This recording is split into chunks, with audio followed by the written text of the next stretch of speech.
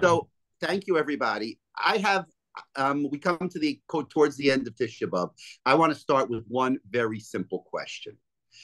On Tisha B'Av, the Mishnah tells us that we commemorate the destruction of both temples, both Batei Mikdash.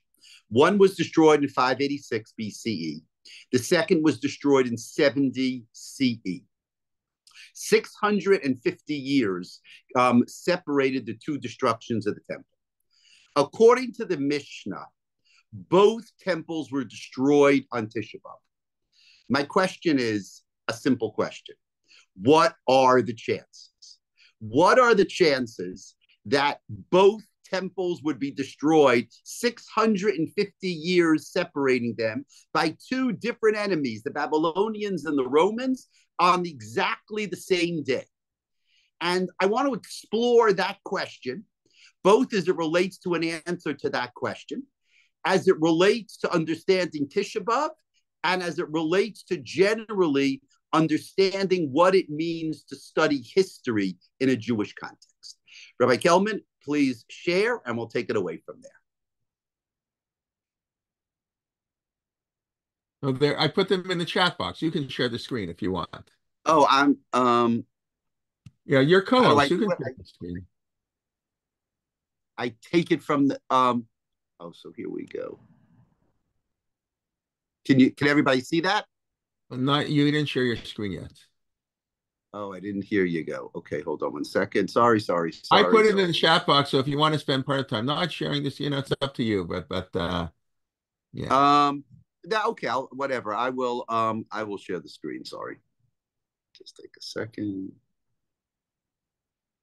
You can go back and forth, which is what I like to do anyway. Yeah, okay, that's what I'm going to do.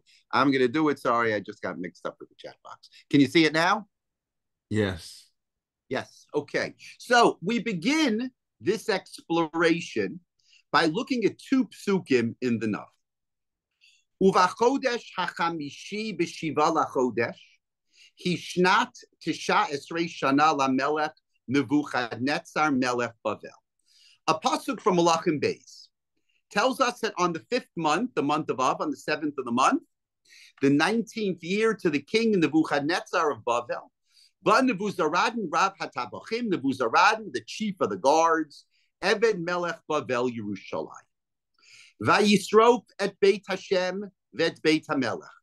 And he burnt the house of God. V'eit kol batei Yerushalayim vet kol Beit Gadol Saraf Baish. And he destroyed, he burnt the Beis HaMikdash.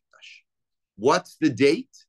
B'chodesh hachamishi b'shiva lachodesh, the 7th of the month of Av. The pasuk in Yirmiyahu, it's interesting, they're both at the end of the books. The pasuk at the very end of Yirmiyahu says, Uvachodesh hachamishi be'asar lachodesh. And on the 5th month, on the 10th day of that month, Hishnat tisha esrei shana lamelech Nebuchadnezzar melech Bavel. Again, the 19th year in Nebuchadnezzar. He stood before the king, and it goes on to say that he destroyed the Beit HaMikdash.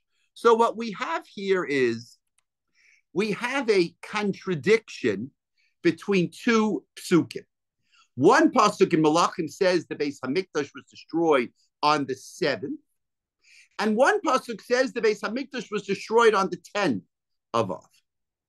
Now, just as a side note, it's important to know that it seems to be that during the period after the destruction of the first temple, before the building of the second temple, they did fast on this 5th month. The people come to the Navi Zechariah and they say, when the Beis Hamikdash is rebuilt, will we cry on this 5th month? So it seems to be that in the Navi that they identify just the 5th month, not the date of the month. But what date was it? Now we observe Tisha B'Av as being the 9th of the month of Av. But we have two sources. One source says it's the 7th of Av, and one source says that it's the 10th of Av. It's not good enough to say that we'll cry, or will we cry on the 5th month. What's the date? Where did we come to Tisha B'Av from? Could it not be the whole of the month? Could it not be the whole? I mean, so but it's not talking about fasting. It's just ha'efkeh. Maybe. Seems to be that pasuk is talking about the fasts, because Zechariah's answer is Som Hadis and Som Hadis, Yula Beit Yisrael, the Sason L'Simcha. So he's talking about the fasts. So the Gemara, it could have been celebrated like Ramadan, Lahabdul. That could have been. I guess that's an option. I guess that as we come to the end of Tisha B'Av, we say Baruch Hashem, we didn't take that option, but I guess it could have been that option. Now the Gemara takes off on this question. The Mishnah at the end of Maseches Tanis tells us that 5 things happened to the Jews on Tisha B'Av. The second and the third things, the first thing was there was declared they wouldn't enter the land of Israel. We'll come to that. The last 2 are complicated. Rabbi Kelman will have to invite me back next year. The second and the third things that happened on Tisha B'Av were that the first Beis HaMikdash was destroyed, and the third thing is that the second Beis HaMikdash was destroyed on Tisha B'Av. Says the Gemara in Maseches Tanis, and we'll read this carefully. Uchsiv, Vatisa kol ha'ida vayitnu es kolam vayivku ha'am balayla hahu. The pasuk says at the beginning of Parashat Shlach that the Meraglim came back with a bad report about the land of Israel, and all the congregation lifted up their voices and they cried. Vayivku ha'am balayla hahu, and the people wept that night. And you know the Medrash, when it says balayla hahu, it must be a specific night. Amar Rabba, Amar Rabbi Yochanan. O so Laila Leil Tisha B'Av Haya. What is that night? That night is Tisha B'Av. Now that's important. That is not in the Chumash. That's a Medrash. They identified back that night must have been Tisha B'Av. I mean, identify back. There was no Churban Beis HaMikdash at that time. But that was the moment. They cried on Tisha B'Av night. Amar Lahem HaKadosh Baruch Hu. Atem bechisem bechia shel chinam, vani kovea lachem bechia l'dolos. You cried for no reason. You cried needlessly that night. I will give you a reason to cry. And the idea of the Gemara is that night is the night God's going to punish us. We cried for no reason. They cried for no reason. God's going to give us a reason to cry. So already before we look at the psukim regarding the destruction of the temple, we already know that that's the night, that's the bad night of the calendar. That's the night we're supposed to cry. Now we go on. Charav habayis barishona, the second thing that happened on Tisha B'Av, according to the Mishnah, was that the first Beis HaMikdash was destroyed. Dichsiv, as the pasuk says, the psukim that we just looked at. Uvachodesh hachamishi b'shiva lachodesh hishnas tisha esrei shana la melech Nebuchadnezzar melech Bavel ba Nebuzaradan Rav Tabachim Eved melech Bavel Yerushalayim vayisrov es Beis Hashem. Okay, first the pasuk from Malachim that the Beis HaMikdash was destroyed on the 7th of the month of Av.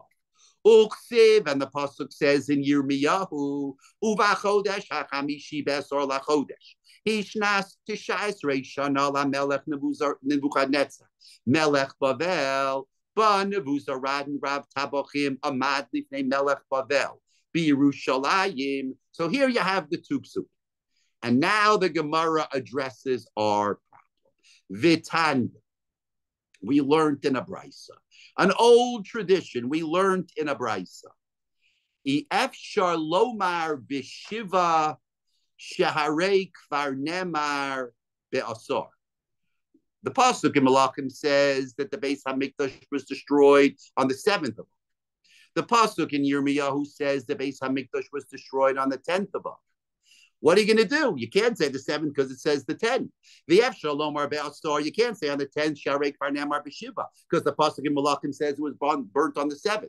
Ha ketzad, how do you resolve these 2 psukim?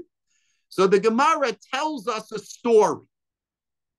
B'shiva nichnesu nachrim lahech. On the 7th, they entered the sanctuary. Ve'achlu ve'kilkulu bo shvi'i shemini. And on the 7th and the 8th day, they ate there and they desecrated it and they did all these terrible things. U'tishi'i samuch lechashecha. This is where we are right now. Shi'i, at least if you're living in New York. U'chi'i samuch lechashecha. And on Tisha B'Av, close to the evening, the end of the day, Heitzitu bo es ha'ur. They set the Beis Hamikdash aflame. V'haya dolek v'holech kol hayom kulo. And it burnt the entire day of the 10th. Shenemar, oy lanu kifana hayom ki natu tzilile. Areb, the pasuk says, woe unto us, for the day has declined, for the shadows of the evening are stretched out. So here the Gemara tells us a story. It's not a story in the Psukim. Let's go back to see everybody. It's not a story in the Psukim, but it is a story that the Gemara tells us. What happened? They entered the Beis Hamikdash on the Babylonians entered the Beis Hamikdash on the 7th. And they partied in the Beis Hamikdash on the 7th and 8th. On the 9th, towards the end of the day, they lit the Beis Hamikdash aflame, and it burnt the whole day of the 10th. So, first of all, you know that this story that the Gemara tells us is the source of many halachas. The first halacha is that tonight, don't get a haircut, because we keep the observances of the 9 days until tomorrow at Chatzos. Why? Because the Beis Hamikdash burnt into the 10th. So therefore, we observe that by keeping, we don't fast like you suggested until the 10th, but we keep the observances of the 9 days until the 10th. And then we have an interesting twist, which actually is a little ipcha mistaber, a little fakert from what you might think. And that is, again, all of you who are observing an afternoon of Tisha B'Av already, and if you're on the West Coast, you're already in the afternoon also. The observances of Tisha B'Av get less in the afternoon. We sit on chairs. That might be related to kinos, but either way, at Chatzos, we sit on chairs. Clearly, we put on talis and tefillin. Men put on talis and tefillin in the afternoon of Tisha B'Av. We don't put on talis and tefillin in the morning. Something gives way in the afternoon. And the Mefarshim explained, the Achronim explained, the Rishonim explain also, that why do we give in a little bit and the restrictions become less in the afternoon? Amazing thing. Because what happens in the afternoon of the 9th? On the afternoon of the 9th, that's when he lit the Beis Hamikdash aflame. You'd think that's terrible. That's the worst. We should fast harder in the afternoon. No, exactly the opposite. Says the Medrash, Kila HaKadosh Baruch Hu chamaso ala eitzim v'ala banim v'lo aleinu. That HaKadosh Baruch Hu, the minute that he lit the Beis Hamikdash on fire, we were safe, right? We were safe because he took out his anger on the eitzim and on the avanim, on the Beis Hamikdash and not on us. And therefore, we celebrate in a kind of ipcha mistabra way. We celebrate in the afternoon when the Beis Hamikdash was lit aflame. That's when we can relax. That's when we can exhale. At least God didn't destroy us. Wow. So this story in the Gemara is very, very important in terms of our observance of Tisha B'Av, right? Just simply, our observance of Tisha B'Av is really defined by this story.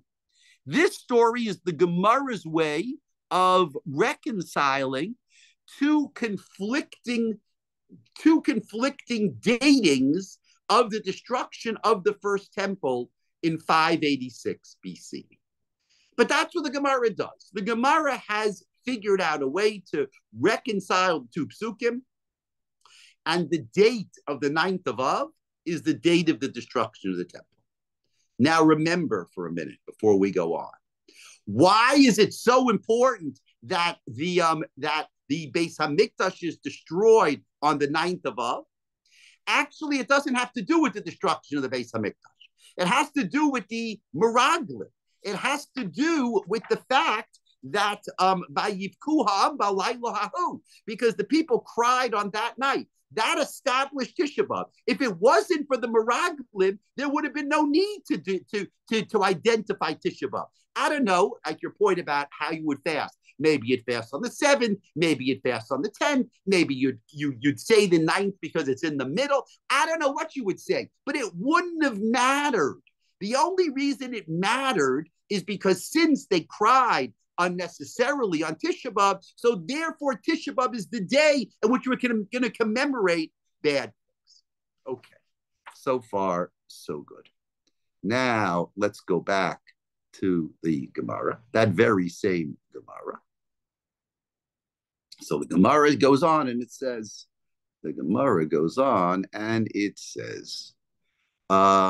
first it says, V'hainu to Amar Rabbi Yochanan, the second line there in the last piece. Ilmale hayisi beoso hadar lo kivati vela ba'asiri b'pnei sherubo shel heichol bo nisrach. Right? So Rabbi Yochanan would have fasted tomorrow. Okay, lucky we're not Rabbi Yochanan. I don't know. We would have just fasted tomorrow. But the Chachamim say, Aschalta de Puranusa Adifa, and therefore we fast on the 9th, because that's when the Beis HaMikdash was lit aflame. And now to know, okay, that's fine. That is the destruction of the first Beis HaMikdash.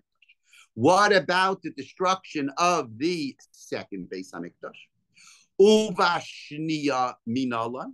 How do you know that in the year 70, the Romans destroyed the Beis HaMikdash on Tisha B'Av? Now, remember, for those people who learned the Gemara in Gittin today, that's one of the permitted Gemaras on Tisha B'Av. The Gemara is filled with stories about what happened during the time of the destruction of the second Beis HaMikdash. So they knew what was happening during the time of the second Beis HaMikdash. But what do they say? Simple Gemara. Uvishniya minalan. How do you know the second Beis HaMikdash was destroyed on Tisha B'Av? Detanya, Desanya, that we learned in a brisa. Megalgalin schus liyom zakai v'chova liyom chayav. That a meritorious matter is brought about on an auspicious day. That good things happen on good days and bad things happen on bad days. Megalgalin schus liyom zakai v'chova liyom chayav.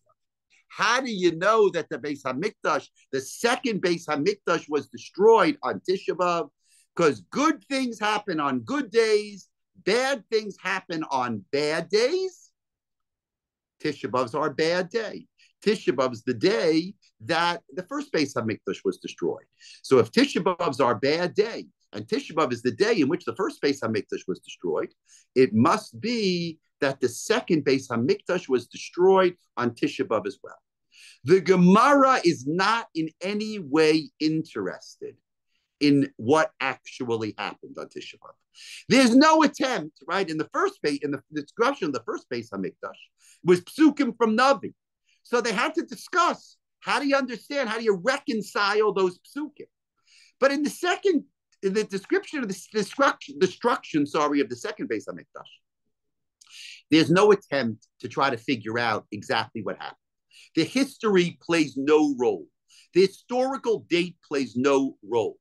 How do we know the second Beis HaMikdash is destroyed on Tisha B'Av? It's a religious date. What does it mean it's a religious date? It had to be on that date. Why did it have to be on that date? Because bad things happen on bad days. Now that is extremely striking. Extremely striking.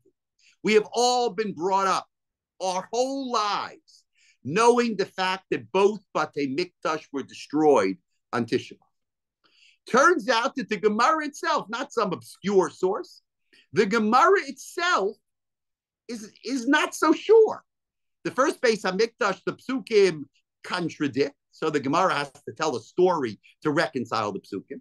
And even then, the 9th of Av, whether you fast on the 9th of Av, is a machlokes between Rabbi Yochanan and the Chacham.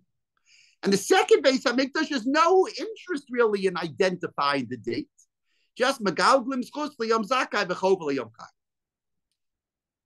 The date of the destruction of the Beis HaMikdash seems to be identified not with the destruction of the Beis Hamikdash, but rather with Vayivkuham Balayla Haku. And by the way, the last two things in the Mishnah, Nilkata Beitar, that the rebellion, the Bar Kokhba rebellion, ended on Tisha B'Av, also is not something that's proved historically, but just again, it's just a bad day for the people. Must be that it was that day. And the other thing, B'nech B'Sha'ir, we don't even know what that's referring to. But also, something, whatever happened, they plowed over the place of the Beis Hamikdash, the spot of the Beis Hamikdash. That was kind of the end of the destruction. There was no way to rebuild it at that point. That also happened.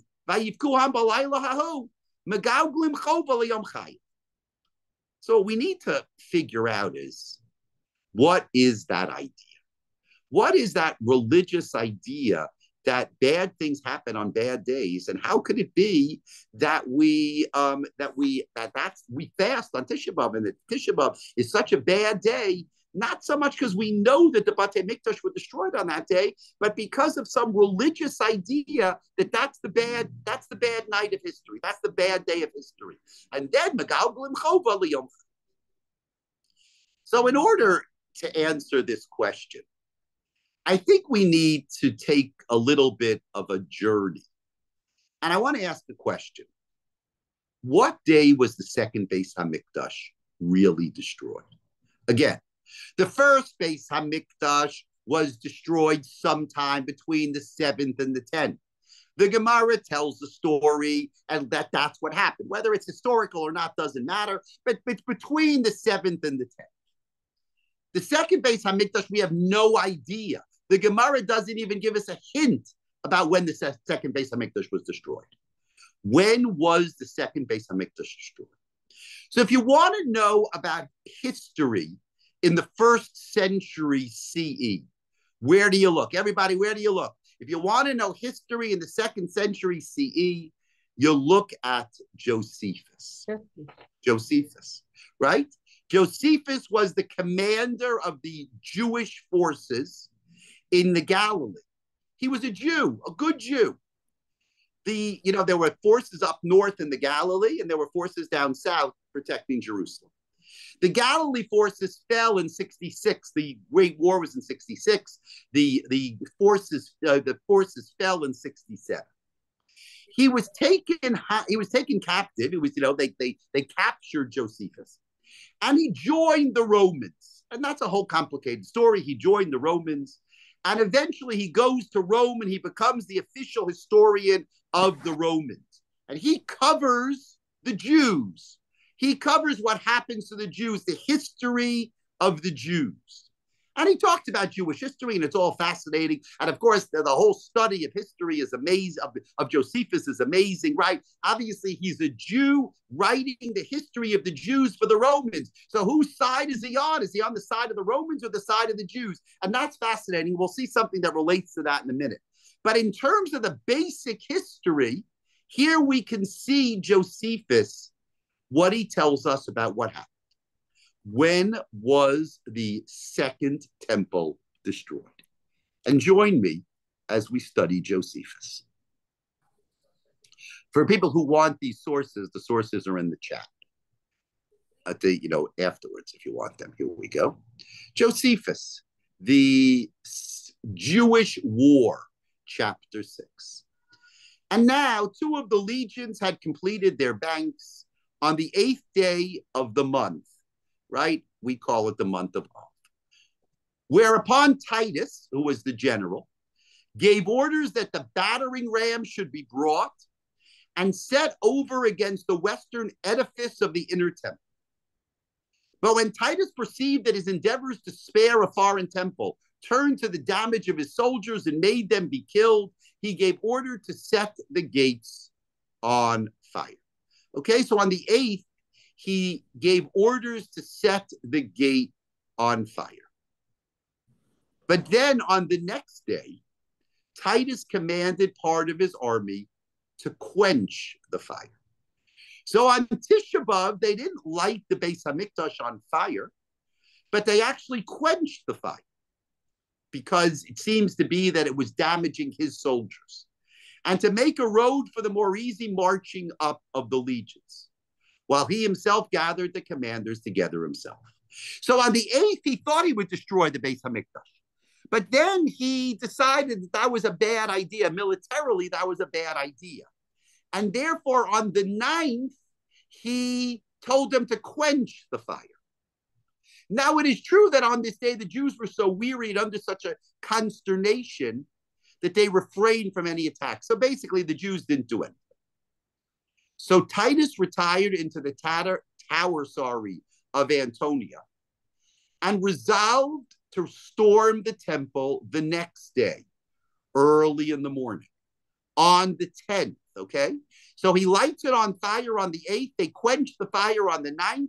He goes into the tower. He decides the next morning we are going to storm the temple early in the morning with the whole army and to encamp round about the holy temple. Now look what Josephus writes. Josephus, right? The secular, right? I don't know, the Roman, not secular exactly. That's a bad term. I apologize. He was the Jewish Roman historian. But as for that house, God had for certain long ago doomed it to the fire. And now that fatal day was come, according to the revolution of ages. It was the 10th day of the month of Av, upon which it was formally burnt by the king of Babylon. That is remarkable. That's absolutely remarkable. Josephus tells us that the second Beis Hamikdash was destroyed on the 10th day of Av, the same day that the first Beis Hamikdash was destroyed. Now, first of all, Josephus's reading of the destruction of the first temple on the 10th of Av in a lot of ways is better than the Gemara's reading. Because remember, the Gemara is reconciling two psukim. One pasuk says the 7th, one pasuk says the 10th. Josephus just chooses the second pasuk. So his reading of the book of Jeremiah is okay. The first Beis Hamikdash was destroyed on the 10th. The second Beis Hamikdash, Josephus tells us a story. But at least you get the impression that that was a historical story. And that is that Titus set the gates on fire on the 8th. They quenched the fire on the 9th because Titus decided that it was better militarily to do it another way. He retires to his tower because there was no fighting from the Jews because they were exhausted. He decides on the 9th, on that night to enter early in the morning and to burn the temple. So the temple is burnt on the 10th, and both Batei Mikdash are destroyed on the 10th. But unlike the Gemara, Josephus seems to tell us that that's really what happened. Right? That's actually what happened.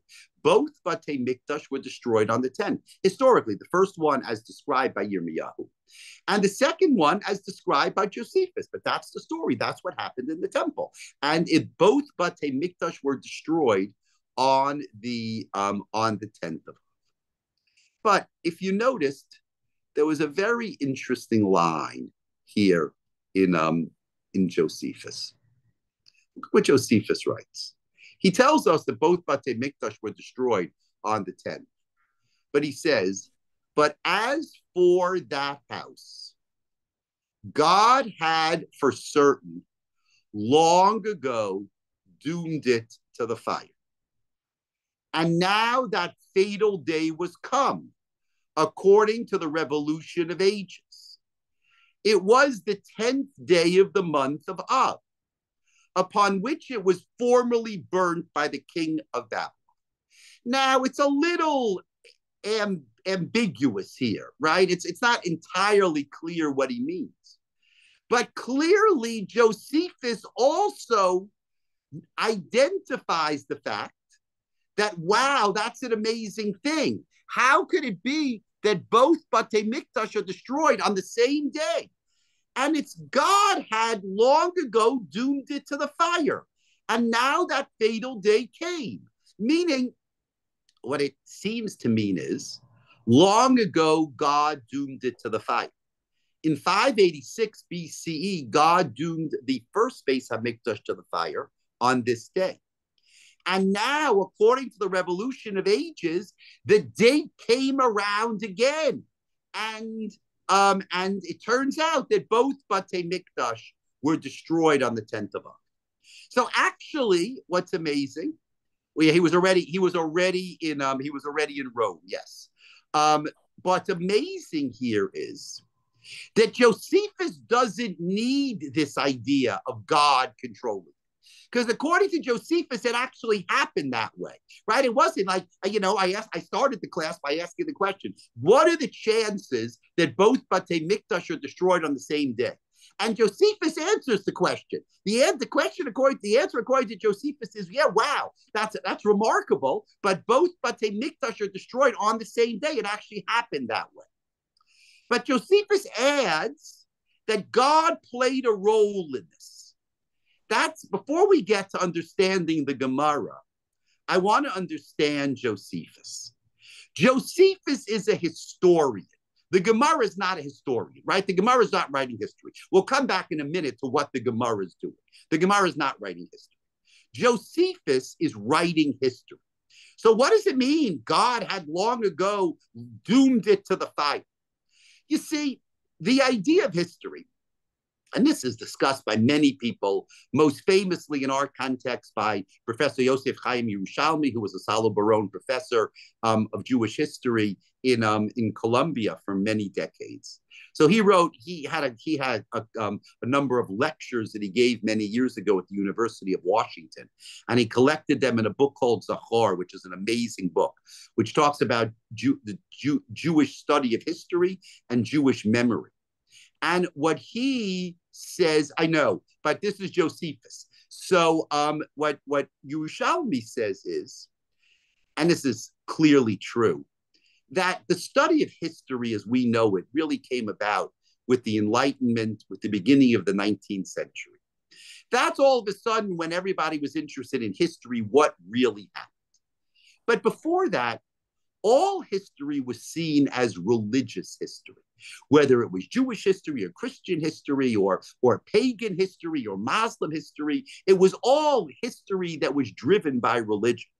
So Josephus, right? Josephus, the Jew writing from Rome, he also, it's history, but if it's really so remarkable that both Batei Mikdash were destroyed on the same day, well, wow, Josephus knows that. And Josephus recognizes that. You would never read that in a history book in 2024, that, hey, wow, it's like God must be controlling things, that both Batei Mikdash are destroyed on the same day. You would just say, hey, that's a coincidence of history. That's the way it happened. But no, for Josephus, that's not true.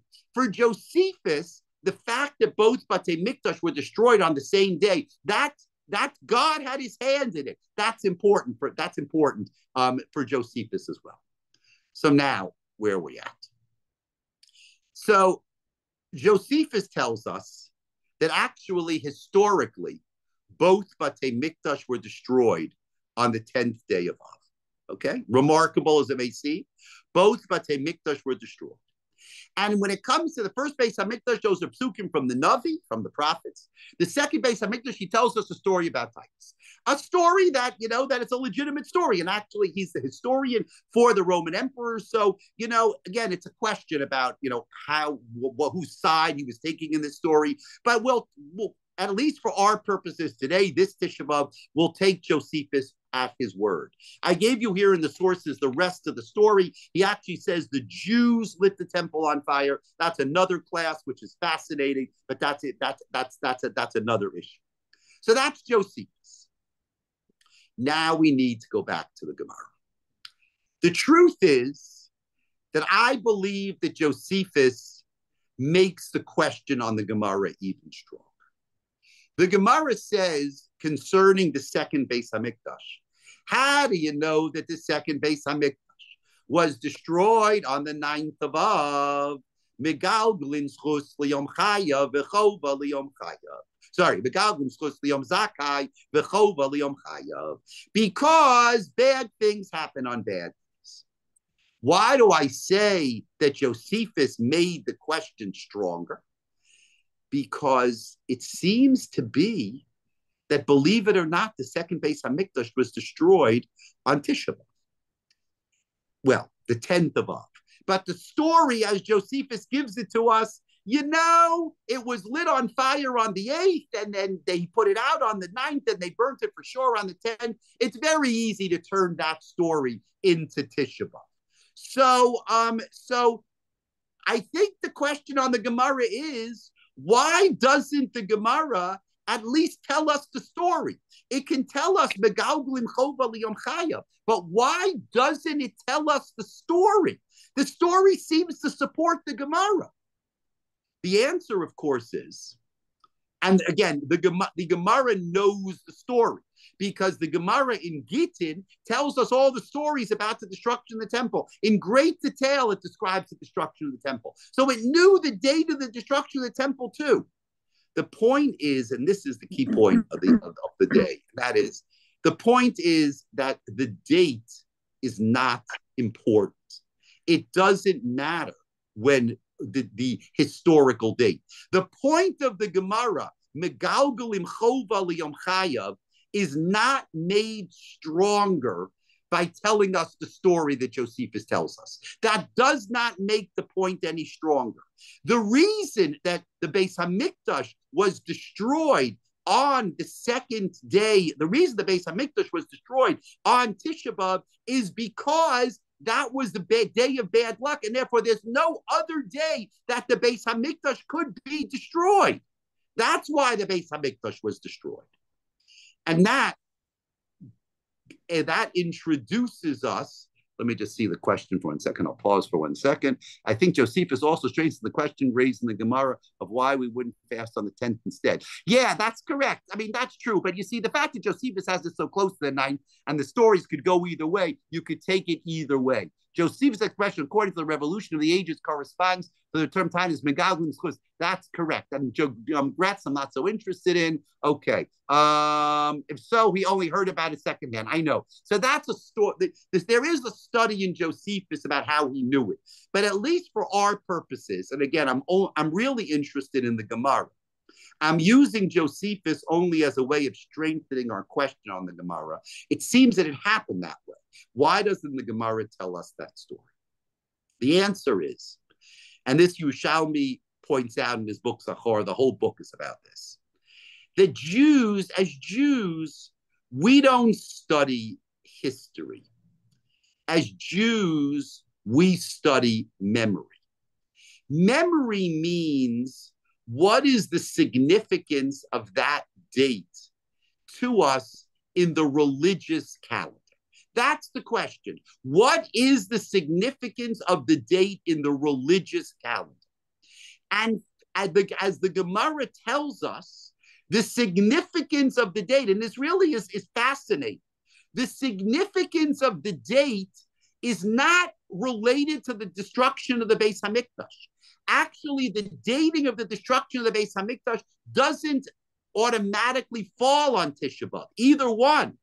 The significance of the dating is the story of the Meraglim. The reason we fast on Tisha B'Av for the Churban Beis Hamikdash 1 and 2 is because the Jews cried at the time of the Meraglim. That's what set this date into motion as being the Yom Chayav, as being the day of bad luck of the Jews. And both Batei Mikdash, both the first one, reconciling the dates, the reconciliation of the dates, the story told by the Gemara is not a historical story. The truth is the Gemara tells a historical story because the Navi tells the story, so the Gemara tries to explain the story of the Navi. But the Gemara is not interested in the historical story. The Gemara is only interested in the first Beis Hamikdash, that the story ends up with us fasting on Tisha B'Av. You know that they're not interested in the historical story, because actually, like Rabbi Yochanan says, it would have made more sense to fast on the 10th. So the reconciliation is not tight. The key is vayivku am b'laylo hahu. The key is that we fast because this was the bad night. And the second Beis Hamikdash, you say, why didn't they at least quote the story from Josephus? They're not going to quote Josephus, but why don't they at least tell us the historical data? The historical data proves that the Beis Hamikdash was destroyed during that 3-day period, so it only strengthens the Gemara. The answer is it does not strengthen the Gemara. That's the key point here. It does not strengthen the Gemara. The Gemara is not better because historically it happened on that day. The Gemara tells us it happened on that day because Megalglim Choval Yom Chaya. Now, it works out. So we, historians in the 21st century, we feel better because the second Beis Hamikdash actually was destroyed on the 9th or 10th of Av. So we're not fasting even though the Beis Hamikdash was destroyed in January. It took place on this day. But from the Gemara's perspective, that's not important. From the Gemara's perspective, Megalglim Choval Yom Chaya, that it's a bad luck day, and therefore we identify that day with Tisha B'Av. Now I am aware that the way I'm explaining the Gemara, so and Amos Alter just asked the question. The way I'm explaining the Gemara is kind of the way the Gemara presents it. It is possible, and I have to be honest, it is possible that the reason that the Gemara Amos says Megalgalim Chova Liyom Chayav is because the Gemara knows that the Beis Hamikdash was destroyed on Tisha B'Av, the second Beis Hamikdash. Means the Gemara knows what Josephus told us. You know, the tradition, right? The tradition that developed the Gemara in Tainus that talks about this whole thing, it knew that the Beis Hamikdash was destroyed during this period. So it never would have said Megalgalim Chova Liyom Chayav if the Beis Hamikdash was destroyed in January. They never would have said such a thing. They knew the Beis Hamikdash was destroyed now. Since they knew the Beis Hamikdash was destroyed now, so they can give it a religious significance by saying Megalgalim Chova Liyom Chayav. That is absolutely possible. Now, the reason I held back on that is the Gemara doesn't tell us that. That's a little bit, kind of an academic study of the Gemara. What does the Gemara know that it doesn't tell us? But it's only fair to, to identify that as a possibility. Now, what is that all about? What does that mean? Megalgalim zchus liyom zakai v'chova liyom chayav. What is it about making Tisha B'Av the day of bad luck? Vayivku ha'am b'layla ha'u. And let me just, before I answer that, identify the fact that we know that in history, we've identified other events that took place on Tisha B'Av. I wanted to show you something very interesting. One source, which is just a great source. Dan Yitzchak Abarbanel, wrong thing. Dan Yitzchak Abarbanel was a great financier and politician in Spain in the 1400s. He was one of the Jews who was expelled from Spain in 1492. And I'll just tell you, I gave you the edict of expulsion at the end. On March 31st, 1492, King Ferdinand and Queen Isabella said in the bold that by the end of the month of July, next of the present year, they depart from all of these said realms and lordships. The 31st of July, 1492 was the day of the Exodus. The Abarbanel on Yirmiyahu says like this. You can look it up in the Abarbanel. V'kama od mehashmadot v'gerushin hayu b'chodesh hahu liYisrael. Other destruction and expulsions of the Jews took place on this month. Uma usif od ledaber. What more do I need to say? V'nei k'shegazar melech Sfarad gerush al kol haYehudim asher b'chol medinos malchuso sheyatzu kimishalosh chadashim nishlam. Says when they were expelled, and again 3 months after when he said you have to be expelled in 3 months, yom hayitziat tes ba'av. Okay, it was 4 months, but leave that aside.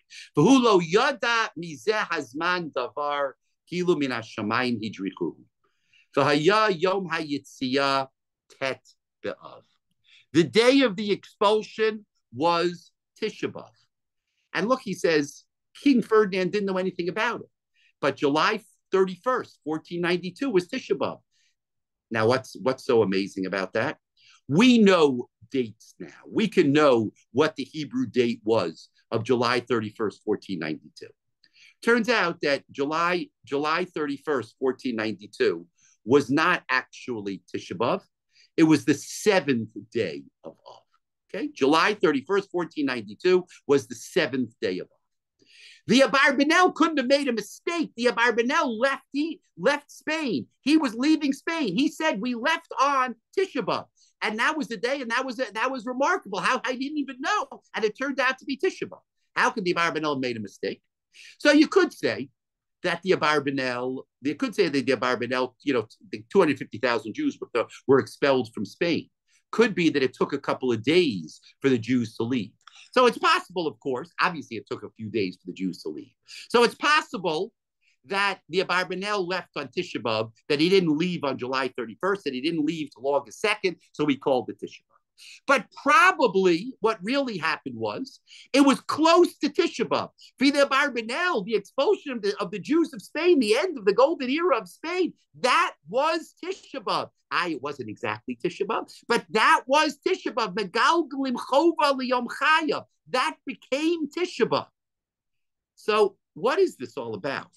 What is this idea that everything goes to Tisha B'Av? That's the day, that's the Yom Chayav. That's the day of bad luck. What's the purpose? What's the religious purpose of putting everything on a Yom Chayav? And of course, that's true. We said this morning, we said a kina for the Crusades. We said a kina for the burning of the Talmud in 1242 in Paris. Some people said a kina for the Jews who died in York. People said kinos last night, this morning, for the Jews who perished in the Holocaust. We said a kina for the for October 7th. What does Tisha B'Av have to do with the Holocaust? What does Tisha B'Av have to do with October 7th? I understand they're terrible moments, but what does it have to do with October 7th? The answer is Megalgalim chova liyom chai. Seems to be, first of all, that we identify one day as being the bad luck day. And we put as many things as we can to say that they occurred actually on that bad day. That's the destruction of the first temple, even though we have to reconcile the psukim. That's the destruction of the second temple, even though the Gemara doesn't seem interested in the psukim. That's the expulsion from Spain, according to the Abarbanel, even though it didn't quite happen on Tisha B'Av, close enough. And secondly, we put events that didn't take place on Tisha B'Av. We remember them specifically on Tisha B'Av. Because what's Jewish memory? Jewish memory is not about the historical data. Jewish memory is about what it means to us. This is the day of bad luck. This is the day that plays out in history. It's important that things play out in history. That the Jews cried when the Meraglim came back with a bad report, that plays itself out in history. And because that's the day that plays itself out in history, in a sense, we want to make that day as terrible as possible.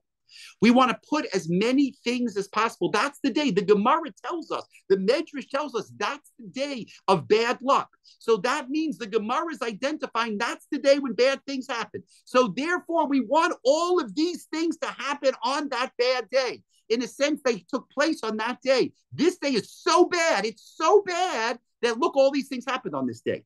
The expulsion from Spain happened on this day, even though it didn't quite happen on this day. And not only that, but we remember things that didn't take place on this day, because this is the day of bad luck. This is the day of Chayav, Liyom Chayav. This is our bad luck day. We want to put everything on this day. We want to remember everything on this day. We do that to make Tisha B'Av as bad as possible. Bad in the sense of as dreadful as possible, as commemorative of destructions and tragedies as possible. But there's another side to this that Professor Yerushalmi points out. There's a positive side to this. And that positive side has two pieces. The first piece is that by putting everything on Tisha B'Av, you free up the rest of the year. You know, if one Beis Hamikdash was destroyed in Av and one Beis Hamikdash was destroyed in was destroyed in January, and Beitar fell in February, and Nechrish Ha'ir in September, there'd be a lot of fast days. We'd be spending a lot of time. And just think for a minute about the Jews in Eastern Europe, right? Think about the Jews in Eastern Europe. The Jews in Eastern Europe who literally, you know, if they had to remember a pogrom, an attack, an anti-Semitic event in their shtetl, and they would fast on that day, they would be fasting the whole year. So what do? Yerushalmi points out, by remembering everything on Tisha B'Av, by putting everything on Tisha B'Av, what we do is we free up the whole year. And you see, that was especially important. Everybody always says Rabbi Soloveitchik was against Yom HaShoah. Rabbi Soloveitchik believed that you remember the Holocaust on Tisha B'Av. And every year in Boston, he used to tell stories about Lithuania, about what was there before the war. Tisha B'Av was his Yom HaShoah. You see, of course, today that's not, we understand and we appreciate the importance of Yom HaShoah. But for the Jews of Eastern Europe who came from that culture where there was so much tragedy, they needed to put everything on Tisha B'Av. They needed to free up the whole year. There was literally no alternative but to free up the whole year by emphasizing Tisha B'Av. That's the first important point. The second point, which I think is relevant, which is relevant in every generation, is that when every tragedy is different, that's very scary. When you study the tragedies, you look at the Holocaust and the vastness and how horrible the Holocaust was. You say, "Oh my God, it was miraculous that there still is a Jewish people, that we have a state of Israel." But then you look at October 7th and you say the tragedy, the devastation of October 7th, how can we survive? You say, and if it happened again, God forbid, how could we survive? It's so terrible. And if it happened in a worse way, we would never survive. You see, the minute that you start looking at every tragedy individually, you could always ask the question, would we survive that tragedy going forward? Miraculously, we survived up to now. But if you look at the details, if this would have worked out this way and this would have happened this way, we never would have survived. And that's very scary going forward. We're not going to survive. But Yerushalmi points out, by putting everything on Tisha B'Av, there's a nechama to Tisha B'Av. The nechama to Tisha B'Av is, and that's the mincha that we're, at least on the East Coast, about to say now, and that is the nachem of Tisha B'Av. And his Tisha B'Av is terrible, the worst. Everything bad happened on Tisha B'Av. Megalgulim chova liyom chaya. Even things that didn't happen on Tisha B'Av happened on Tisha B'Av. But that gives us a nechama, because all Jewish tragedy is the same. All Jewish tragedy represents a break in the covenant between God and the Jewish people. And that's a scary thing to break. But with the scariness of that break, there's also a nechama to that break. And the nechama is the same nechama that applied to the first Beis Hamikdash, is the same nechama as we look at the events of October 7th. It's the same nechama. The same God who gave us nachem then will give us nachem now. And we identify the fact that it's the same nechama by putting everything on Tisha B'Av. Let me just take a minute and look at the chats, because there were a bunch of questions in the chats. Even before Yom HaShoah, the Tisha B'Av is the day of mourning. Shivasa B'Tammuz and Tzom Gedalia of days of kindness. That's a different discussion. But I will come a day of Simcha, traditional national treasure, whatever. And if something, let's see what Susan said, if something happened on a different day, it would be explode the badness. It would mean the other days can be bad too, so it can't. That's exactly what I said. That's exactly right. And let's just see what Amos said. Doesn't it work the other way? Don't we project Tisha B'Av to the night of the Meraglim because we know or think we know that the second temple was destroyed on that day? Yeah, so Amos, that's what I pointed out. So you could say that's the other way of understanding it, that they did know that the second Beis Hamikdash was destroyed, and therefore the Gemara was created in that way. I don't disagree with that. But what's important, Amos, is the fact that the Gemara is presented in the way that it's presented. I hope that in the time that we had this afternoon, that we were able to, first of all, study a Gemara together. A Gemara that you're allowed to study on Tisha B'Av because it's about Tisha B'Av. And to understand a little bit about the history of the 9th of Av and the destructions of the Batei Mikdash. But most importantly, and I'm sure that Dr. Rivka Press Schwartz elaborated even more on this question of Jewish memory. But just to kind of touch on the idea of Jewish memory and to understand that in the history of the Jews, what's important is not the historical data. What's important is what does it mean to us? What does Tisha B'Av mean to us as a day of tragedy? But what does Tisha B'Av mean to us as a day of Nechama? Nache. Now is the time of Nechama. Thank you so much, Rabbi Kelman. Thank you. Thank you.